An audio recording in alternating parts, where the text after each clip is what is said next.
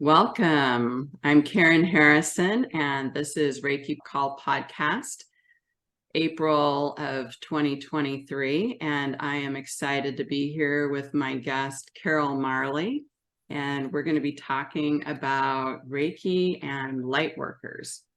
And you can connect with Carol on her website at angelwings, plural, oracle.com. She's out of Mission, Kansas. She has got a book on angelic gifts of the pendulum. She's a licensed clinical hypnotherapist, a master certified life coach. She has training in biofield tuning, angel energy healing, light language, DNA pathway activation. Wow, all that sounds pretty cool. And my website is karenharrison.net. Welcome. I am glad to meet Carol, who is a connection through one of my Reiki students, Lucy, who's on the call. So thanks, Lucy.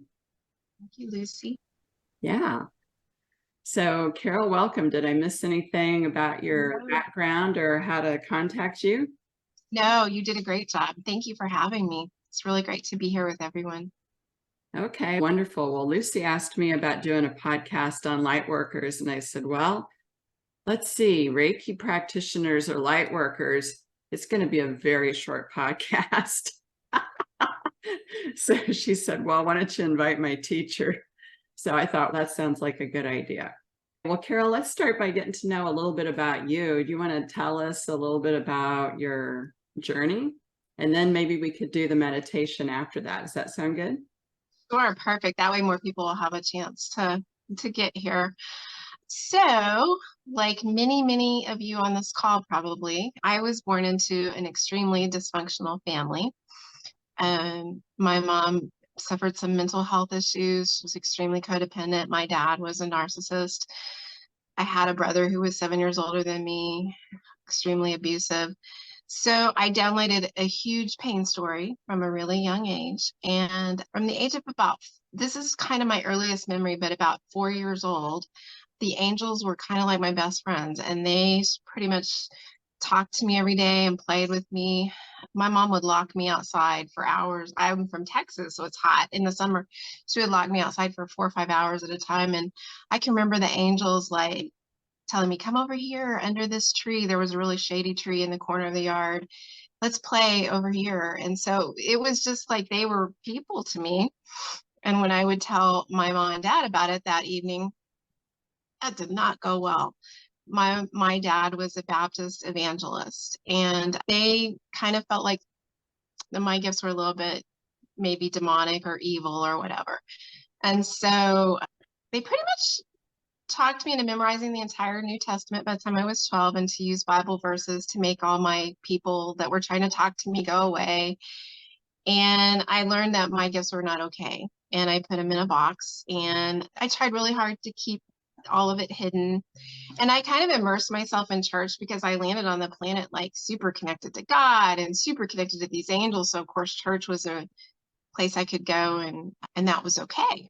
And, I went about just to recreate my whole pain story for my family of origin. I married a narcissist. I became very codependent, and I had 4 babies and drugged them through, the whole thing. And in 2013, after I had been married for 23 years and had gotten a divorce and had been divorced for several years, I kind of had what I called my spiritual reawakening.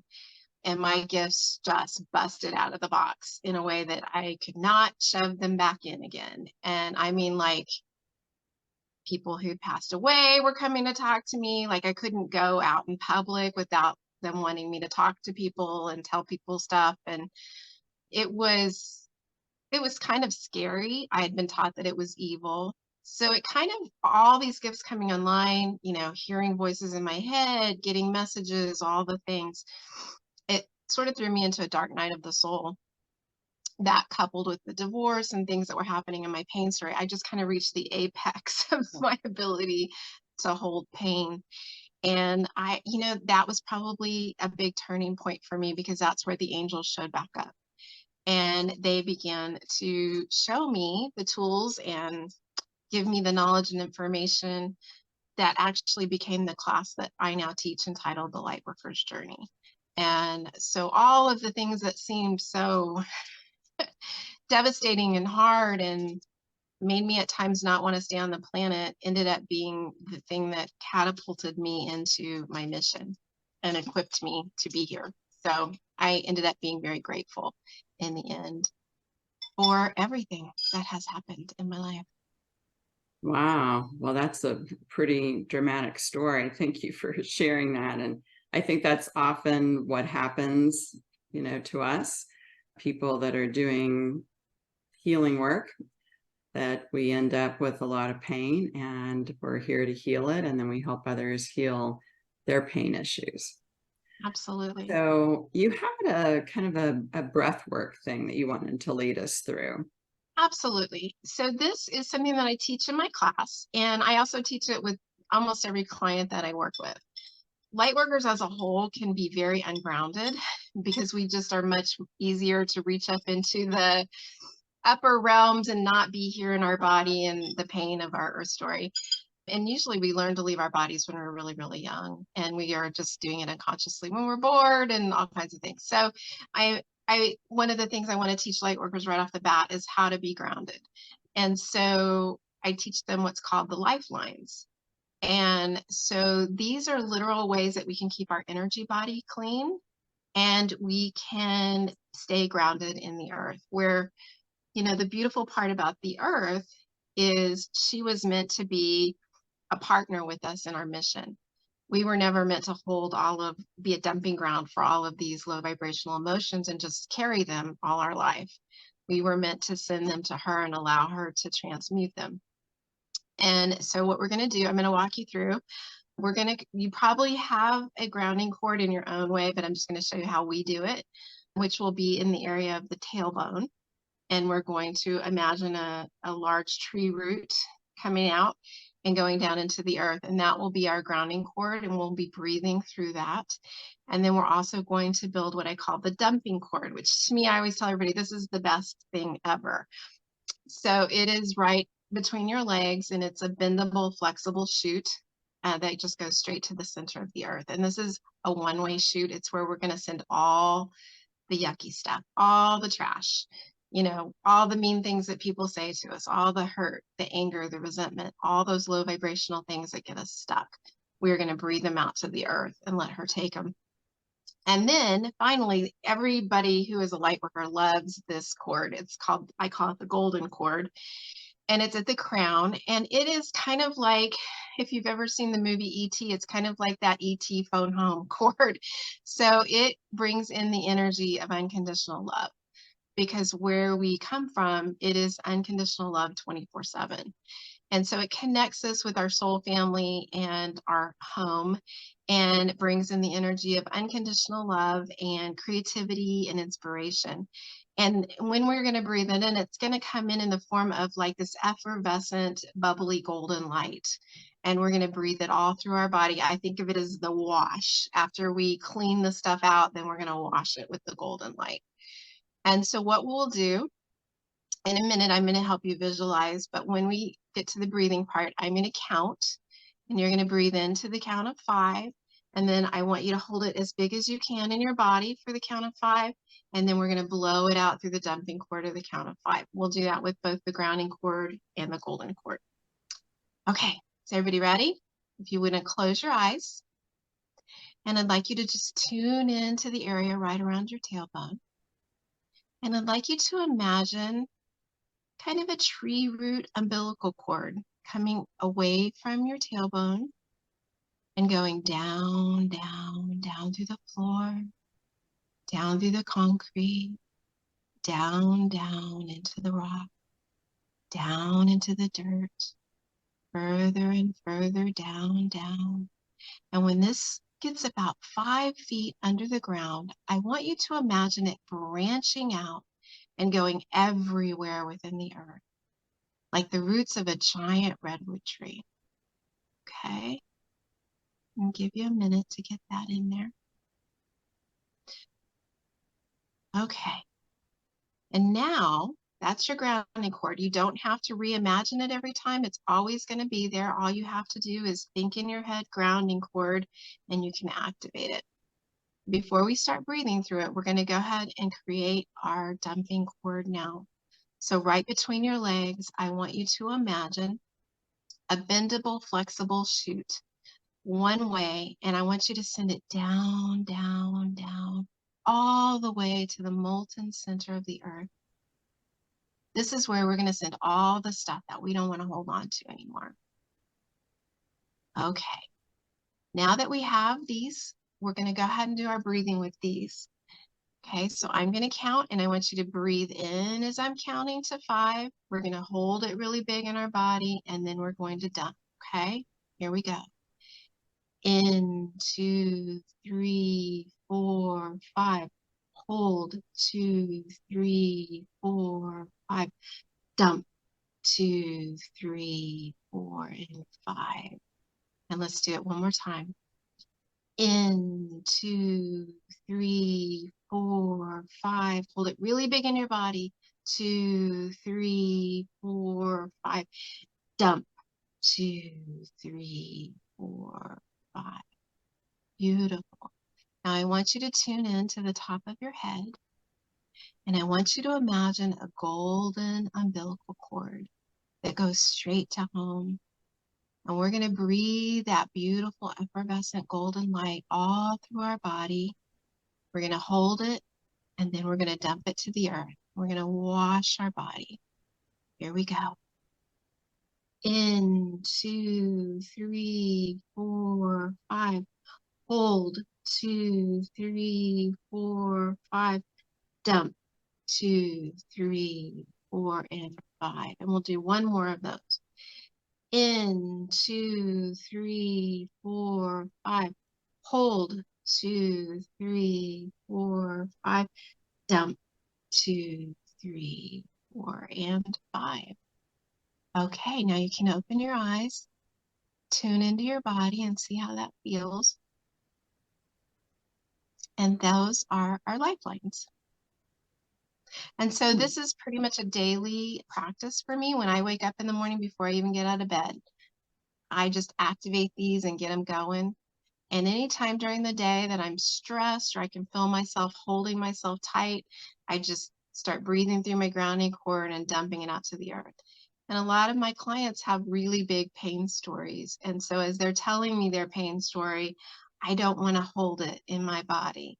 So I just immediately, quietly activate my grounding cord, and then I'm smiling, I'm listening, I'm holding space, but I'm also breathing everything that they're sending me back out to the earth so that I don't walk away from the session feeling down or being taken down into those low vibrations. So it's a beautiful thing. And then I always do it at night before I go to sleep because it helps me sleep better. Wonderful. Well, I totally agree with you about the whole grounding thing. I work with empaths a lot, and I find that empaths are not well grounded, and teach my own variation of a grounding breath too. So thank you for sharing that. That was beautiful. Thank you. So help us to know, what is a light worker? You know, I mean, how is that different from, you know, an empath and other terms? Well, I think you mentioned did ask star me. seeds. Yes, you did ask me if it's the same thing. And, you know, my answer to that is all light workers are star seeds and empaths, but not all star seeds and empaths are light workers. All right. Well, So, maybe we ought to define empaths and star seeds. That might be helpful. so empaths are people who have developed really long antennae, and they can read all the feelings and emotions around them. So it's really hard for them sometimes to, when they go out in public, because they're just bombarded by, even spaces hold the emotions of the people who've been in them. And so sometimes they go into spaces and they get bombarded, or like going to Walmart is torturous for them. They tend to want to I always pick on Walmart too. Yeah. I mean, it really could be anywhere, but they tend to be kind of afraid to go around people because they're so sensitive to picking up. And a lot of times that really long antenna is learned in childhood when we have these traumatic stories of origin, and we had to kind of manage our environment to keep ourselves safe. We had to kind of read the room really well to know what we needed to do to be safe. So all light workers are empathic to a degree, but not all empaths are light workers. Sometimes being an empath is just a learned behavior from your trauma story. Okay, great. And then what is a star seed? Well, I'm sure that seeing how you guys are very progressive, you will have heard that term before. But basically, there is a belief that, we originated from other, star systems. There's the Lyrans and the Lemurians and the Atlanteans and the, you know, all the different ones I'm sure you guys have heard of. Basically, the thought is that they volunteer to incarnate on the planet to help with a lot of different things. And not all of them are helping. Some of them are not helping. So within that, it's kind of like, if you think about Star Trek and the Galactic Federation, they weren't all good guys, they weren't all bad guys. There was a huge mix. And so among star seeds, there is a huge mix of intentions. Okay, good. Well, that helps. So then now, how would you define a light worker? So a light worker is not going to be a baby soul. It's not going to be a new soul. It's always an old soul who's lived many, many lifetimes and learned a lot of lessons. Okay. And they volunteer to incarnate on the planet, usually, especially at times where there's great darkness going on, a lot of fear, whatever. And like the Great Depression. And, I could go through history and we could show a lot of times. But of course, our planet is raging in fear and anger and division right now. And so we basically volunteer to come and help shift the vibration. It's sort of like a balancing act so that like that yin and yang of light and dark can stay balanced. And they choose to be born into ancestral lines that are usually stuck on the karmic wheel. And so not only are they helping the planet shift, they're going to go ahead and help these ancestral lines shift too. And we're really confident before we come because we know that we are really good at this. But once we get here, we don't remember who we are, because if we remembered who we were, we couldn't download that pain story to transmute it. And so after we get here and don't remember who we are, we can sometimes kind of get lost in our pain story and do a deep dive into the dark. And so that's why I teach these classes, is because I literally did a deep dive into the dark for many, many years, most of my life, actually. And so these classes are meant to equip the light workers with tools so that they can learn, what is your mission actually supposed to be? And what are your special tools that you have to do this mission so that you don't drown in all of this low vibration? Mm-hmm. Okay, cool. So what are some of the characteristics of light workers? Yeah, okay. So I have a little cheat sheet here because I can't remember everything verbatim that I made. Okay, so usually from a really young age, they feel like they're meant to help people. I mean, I can remember when I was little, I gave all my Easter stuff away to this little girl that lived down the street from us because she didn't have any. Those are kind of how light workers are wired. We're just always, we give. We're big givers. We'll give you the shirt off our back. We'll give you our last $5. And they also tend to feel like the square peg that doesn't fit into the round hole world. Sometimes, I mean, I know I personally, from a really young age, had this feeling of longing for home, but not really knowing what that meant. It wasn't any place I'd ever been. I can remember when I saw on TV or something about storks delivering babies, I was like, oh man, that's what this is. They dropped me at the wrong house. Like it was just this little kid feeling of I'm not in the right place. This can't be my real home. I've heard that from others. They're usually very empathic and deeply affected by their environment. And then also in a light worker, even as a child, light just kind of shines from them. And it always attracts hurting people. And especially as they get into adolescence and when their hormones and stuff kick in, teenage, young adulthood, they really attract low vibrational people who are really hurting because they they unconsciously are sensing the light and needing it and wanting it. And then the light worker feels like, well, that's what I'm here for. I'm supposed to, here's my vein, go ahead, feed off of me. Many times to the point of depleting themselves so much that, they have struggles with just doing life. Light workers are usually very sensitive to light, sound, and smell, and they feel like their value is in being of service. I can't even tell you how many light workers I've had tell me it doesn't matter whether I'm happy, it just matters if everyone else is happy. And that's a lot. Like, how often are you going to get everybody happy on the same day? Or it's like herding cats uphill. So you're basically giving away your own happiness with some goal that's kind of unreachable. And so, you know, it's you don't ever get you're not on the list of people who get to be happy. So that's part of where the journey goes wrong for light workers, because really and truly we're here to create a dominant vibration of love and light and joy and happiness within our own life, to where we are entrained to that higher vibration of love and joy and peace, because we're choosing the things that fill us up and light us up, and then we're giving to people from our overflow. But the majority of light workers who are lost in their story are giving from their depletion. And so that's one of the things that we address in the classes. Or maybe going down into the dark and hanging out there with all the other darkness and drowning. They get lost there and they can't remember how to get back to the light. And so a common thing that almost every light worker says to me in the beginning is, I'm so tired. I'm so tired. I just don't want to do this anymore. And that's very common. And I felt that way too. I can relate. But it doesn't have to be that way. Yeah. So that kind of gets into the energy body of a light worker. What can you tell us about that?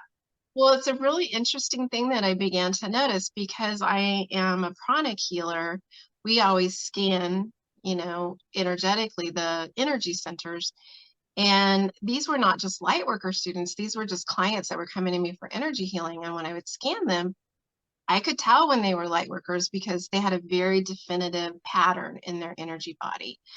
And so light workers usually have a huge crown because they're deeply connected to home. Generally, unless they've placed a block there, they have a pretty good size ajna, or a third eye. Almost always have blockages in the throat. So that's where they have trouble. They have trouble speaking their truth and being authentic, because they don't want to upset people or make people mad. They don't like conflict.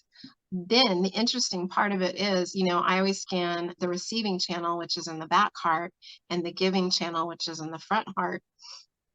They always have, this huge giving channel. Like if you were in a hallway, you could literally go, they're sitting at one end and you could be in the end of the building, and there's their giving, that's just all giving. And then if you go to scan the receiving channel in the back heart, it's like almost touching their body. So when I see that, I know that we have a deep state of depletion. So energetically, that's always in the light worker pattern when they're an unawakened light worker. Usually, and this can be true for people who are light workers or not light workers, but light workers generally have wounds in the sacral chakra, because that's where you hold the wounds that happen between birth and 7 years old. And light workers always have a huge pain story. So they generally hold wounds there in the sacral chakra. And then I've met with so many light workers who practically you can't even palpate the root. Because of the pain, they really learn to leave their body at a I learned to leave my body before I even knew I had learned it. And so it was just something I always did. I did it, to escape really abusive situations. But then later on, I did it because I was bored, or, I was uncomfortable, or I just didn't like something. And I thought it was a superpower. I thought it was a good thing. But, had trouble manifesting what was wanted in my life. Because if you don't have a good, strong root, you can't bring what's wanted into your 3D reality. And so Yes. healing my root has been a big journey. Big, Yes. but yeah. So those are the patterns I see in the light workers. Now, in some light workers, when I see that there's almost no root, I found many, many times it's because they're considering not staying. They're to the point of such depletion that they just want to go. And so I always call that kind of a 911 energy situation. Mhm. And I have a lot of light workers like that have come to me like that. And now they're doing fabulous and they're on their track for their mission. So it's a beautiful thing to see when they come to you like that. And then you teach them and you show them and you do energy work with them and they become empowered. They go from being victims to being empowered in their story. Yes. Well, I think that's one of the very cool things about Reiki that we've really been focusing on a lot. Besides self-Reiki is the foundation of your Reiki practice, giving to yourself every day, but really opening up the receiving channel to receive from the divine and teaching people how to do that Yes. is quite a bit of the focus of the Usui Holy Fire Reiki that we're teaching through the International Center for Reiki Training. And the more that we can receive, the more that we can have, Yes. as long as we don't block it. Absolutely. I think so many who are called to work in the light are coming at this for the same goal, but with all different, it's like facets of a diamond. Everybody's got their own wordage or approach or whatever, but we're all kind of trying to reach the same place, which I find exciting. Yes, it is exciting to approach it from lots of different angles because it attracts different people. Mm-hmm. Yeah, absolutely. So besides, like not being able to manifest, I've noticed that certainly too, and a lot of people that are empaths, that they focus a lot on their upper chakras, not very well grounded, and then they can't manifest their heart's desires and life intentions. But Yes. what other sort of things have you seen light workers struggle with? Almost as a whole, light workers struggle with self-esteem, self-worth, and self-love. That seems to be a common denominator. A really big, I call it earth virus that we download, is that we're too much and not enough. That other people think we're too much and we think we're not enough. Mm-hmm. Mm-hmm. Yeah. Unawakened light workers are almost always in a state of physical and emotional depletion.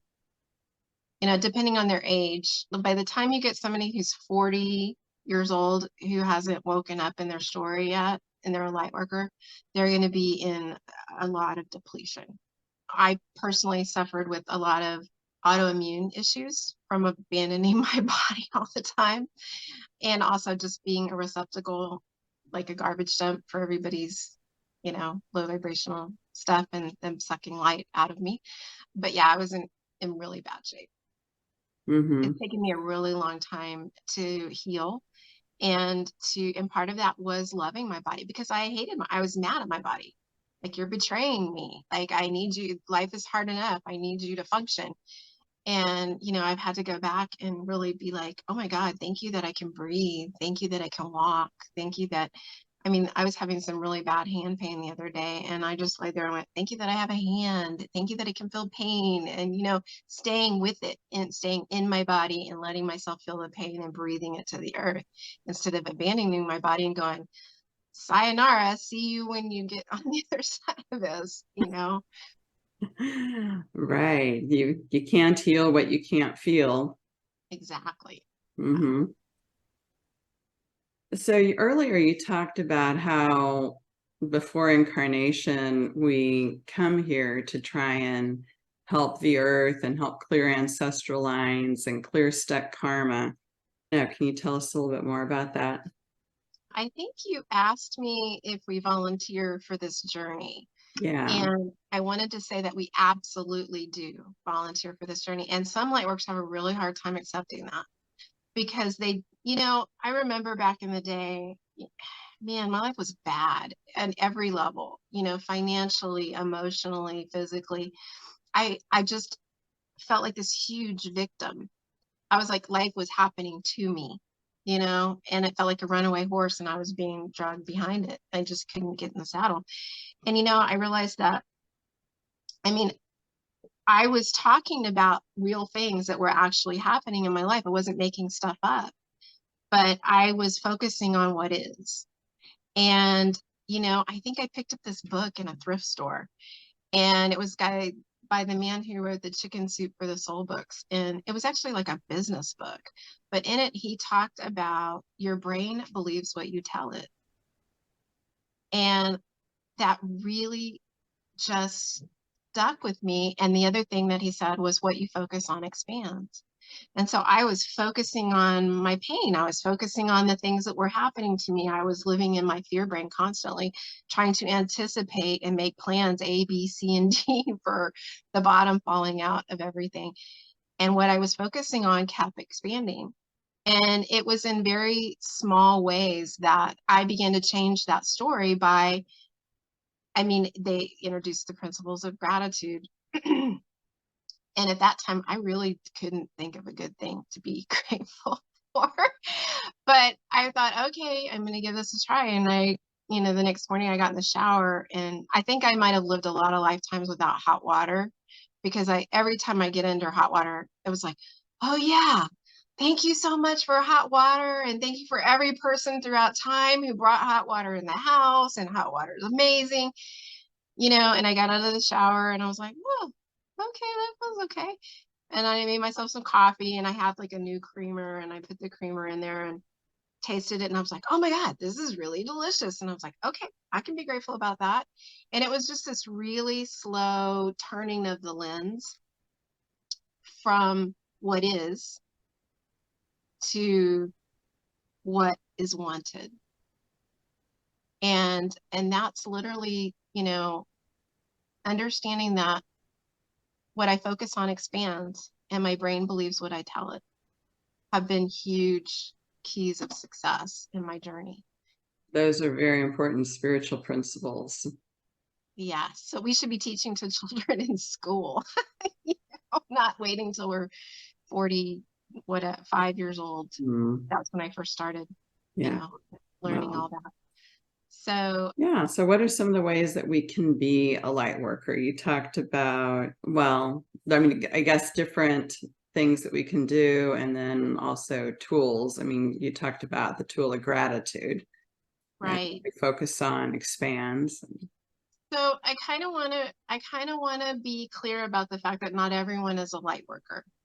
I've had people come to take the class and they aren't light workers, and they can only reach so far in where we go with the classes. And it's like they hit an energetic wall because there's still that ego story has still got a hold of them.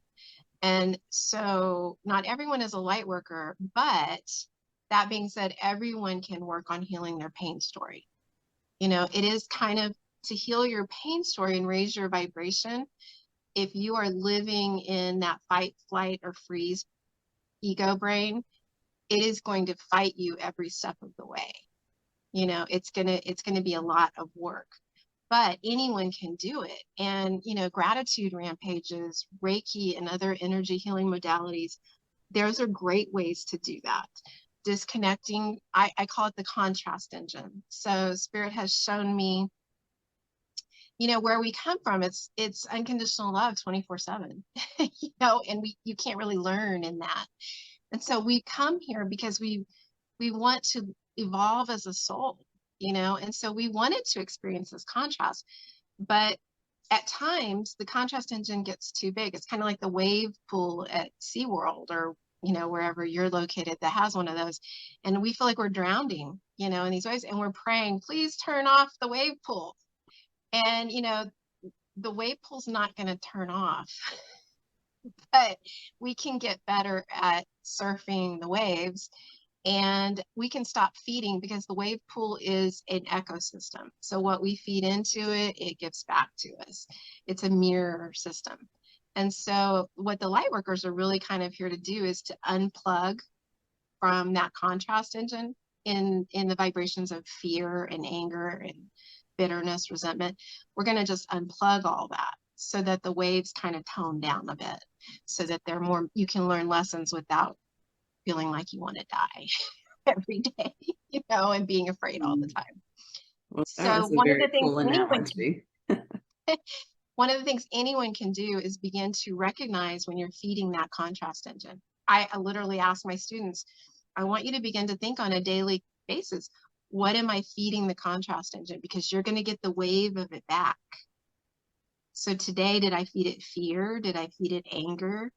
You know, what did I feed it? And what do I want to get back? And that's what you need to be feeding it, is what you want to get back.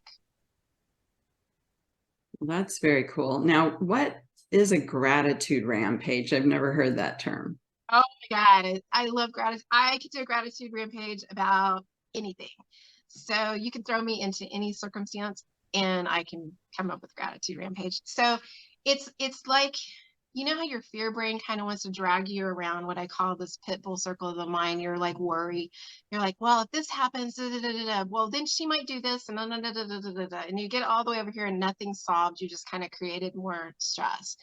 And so when I feel my fear brain trying to drag me around like that, I want to grab the reins and I want to stop its forward progression. And I want to get up here in my prefrontal cortex, where all of my creative, juicy problem solving stuff is at.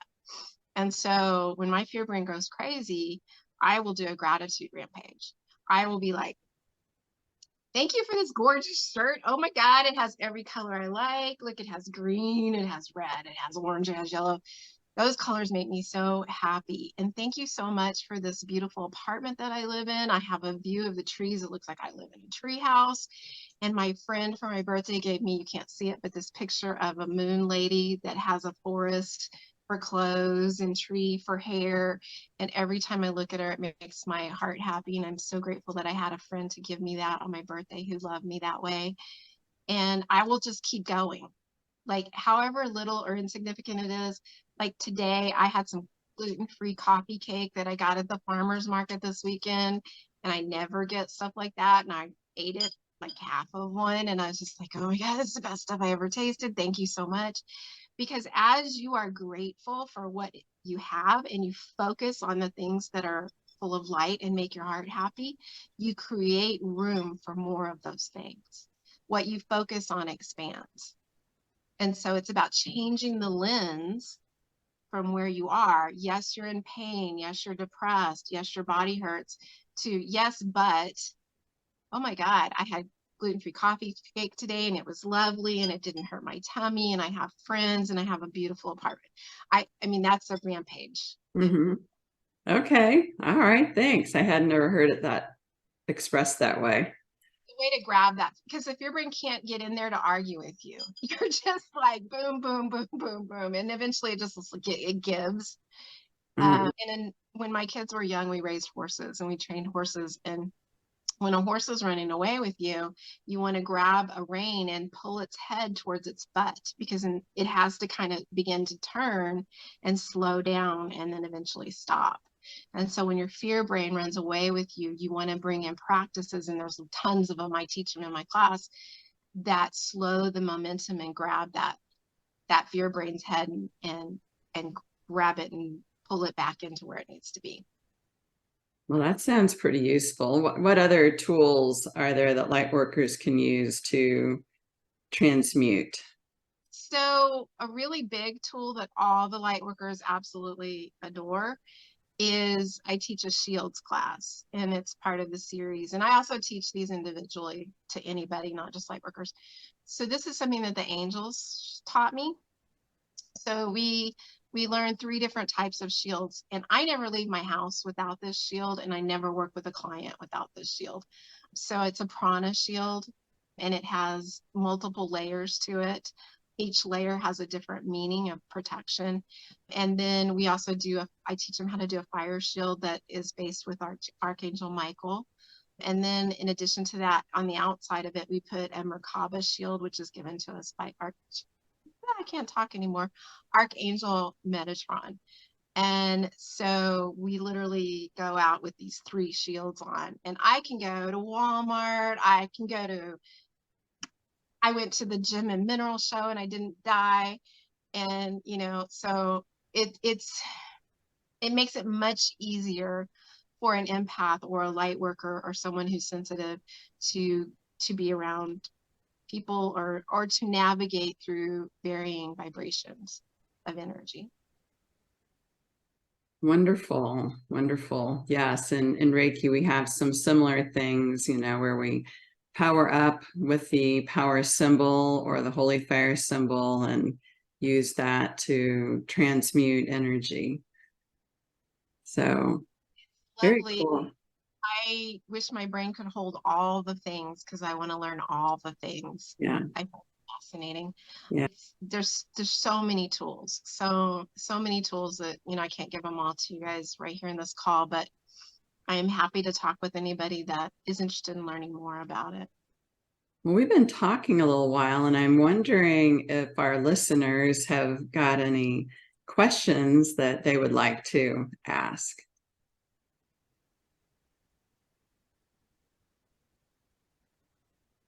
And I'm kind of wondering, like how many of you feel like, based on what we've talked about, that you are a light worker?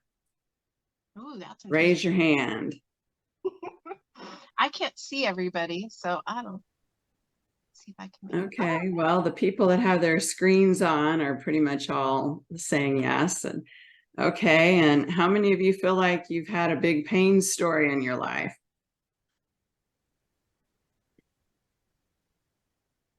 Okay, all right. And how many of you would say that you have struggled with grounding? Yeah, okay, all right. Okay, looks like Loretta or Chelsea has a question. Or were you just agreeing? Yes, I was just agreeing. Yeah. Okay. All right. So a lot of different things that, yeah, we've talked about. Feeling like you resonate with all these different things that we've brought up. And it's a lot to think about. Yeah.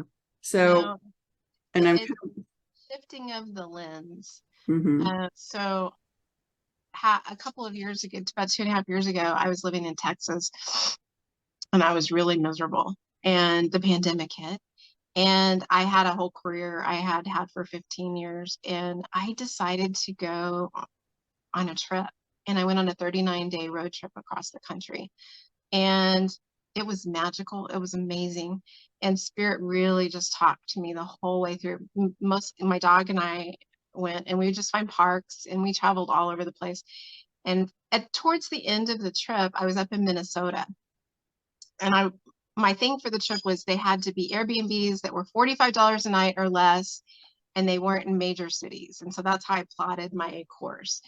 And I also kind of put it in there, like, if there's any place that could feel more like home, or, where I could not feel so much like a square peg, would you help me find it? And just magical journey. And in Minnesota, I knew I was going to turn around and go home. And I was getting tired. I was starting to worry about money, and I didn't want to go home. And so all these feelings were happening. So I was in this Airbnb I was staying in these people's basement, and I had this dream. And in this dream, I'm watching myself sleep in the bed, and this giant hand comes out of the ceiling with a branding iron. And, dreams are weird. I didn't feel afraid. And so it went through my skull, and it branded a word on my brain. And in the weirdness of dreams, I leaned over and looked, and the word was kaleidoscope. That's not a word I've really thought about much in my adult life. And the voice said, your life was supposed to be a kaleidoscope. You were never meant to get stuck on pictures that don't make you happy. All you have to do is turn the lens. And that really kind of changed my life. I mean, that just stuck with me. And because all my life I had done what I felt like other people needed me to do. I'd been here, you know, giving them my vein, going, could you please just be happy for 15 minutes? You know, I never really gave myself permission to fill my cup up, you know, to do the thing, to change the picture to where it made me happy. And so that was the beginning of what I call my magic carpet ride, which brought me from Texas to Kansas, which has just changed my life for the better in every way. And so I think as I draw this to a close, I want to encourage you guys. You know, your life is supposed to be a kaleidoscope. You're not meant to get stuck on pictures that don't make you happy. All you have to do is turn the lens till you find the picture that lights you up and makes you glad to be alive. And you have the right, the birthright, to do that for yourself. Well, that's very powerful. What a cool story. I thank you for sharing that. So, you know, again, just want to see if this is, you know, anybody wants to share a little bit of your story. You know, have you gone through some similar things that Carol has mentioned? Have you found tools that work for you?